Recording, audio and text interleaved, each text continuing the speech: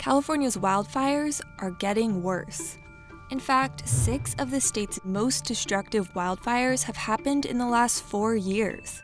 In 2018 alone, fires scorched nearly 2 million acres.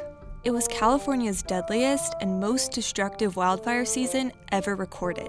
This year, the electric company PG&E even preemptively shut off power in areas of Northern California to reduce the risk of igniting a blaze.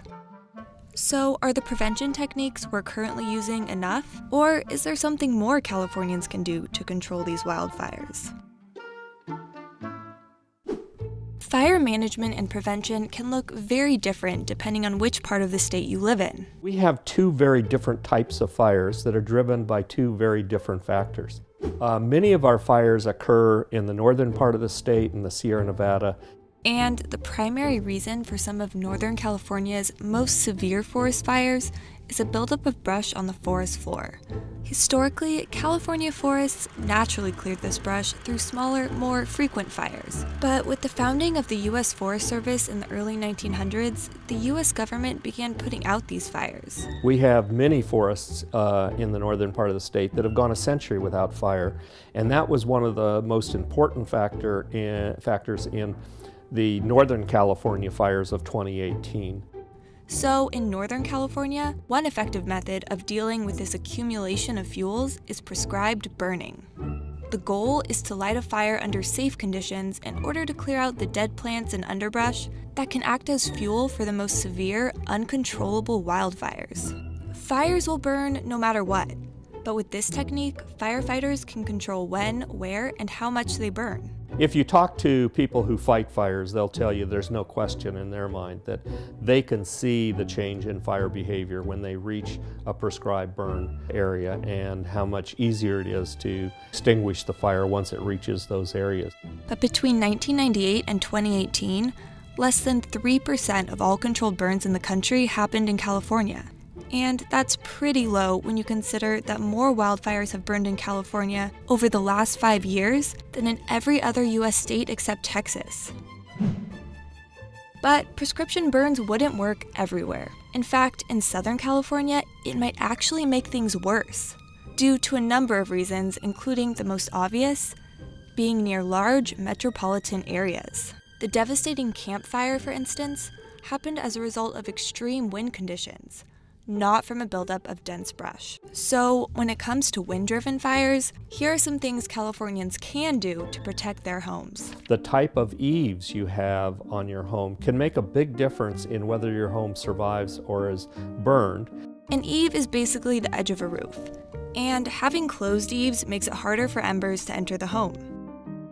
Other things like single-pane versus double-pane windows. Not surprisingly, thicker windows will do a better job of standing up to high heat than thinner windows.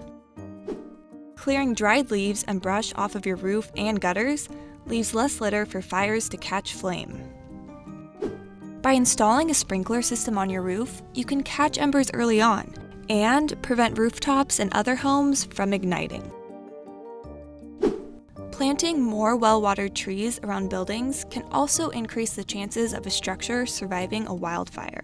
We often think the best way to protect our homes is to get rid of all the vegetation around the home, but it turns out in these wind-driven fires, when you completely clear the landscape, the winds blow unobstructed across your landscape and bring embers right to your home. If you have trees that are green, those trees can actually collect the embers, what we call ember catchers. Cutting off power to homes can also help. Dry, windy weather compounded by extreme drought conditions and an expanding power grid have made the perfect environment for power line sparks to ignite massive wildfires. In the last decade, probably our worst fires, at least wind-driven fires, have been ignited by power line failures. But cutting power alone isn't a long-term fix for this problem. A utility company could respond to this. One could be to put in underground power lines, and then you have less chance of a failure in igniting a fire. California fires are also compounded by the state's growing population. You see, the majority of wildfires are human-caused. So, a bigger population means more chances for arson and accidental fires that can grow out of control. So, a longer-term solution for this could be better community planning. We need to think better about how to plan communities, but part of the problem is the state's growing.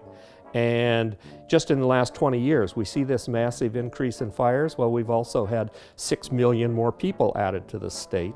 The next 30 years, we're going to see another 20 million. And so we need to think, how do we plan communities so that we can reduce the possibility that people will ignite these fires during extreme wind events? And finally, combating global warming will also play a crucial role in the future of California's wildfires. According to a recent report, Northern California summers have gotten 2.5 degrees warmer since 1970.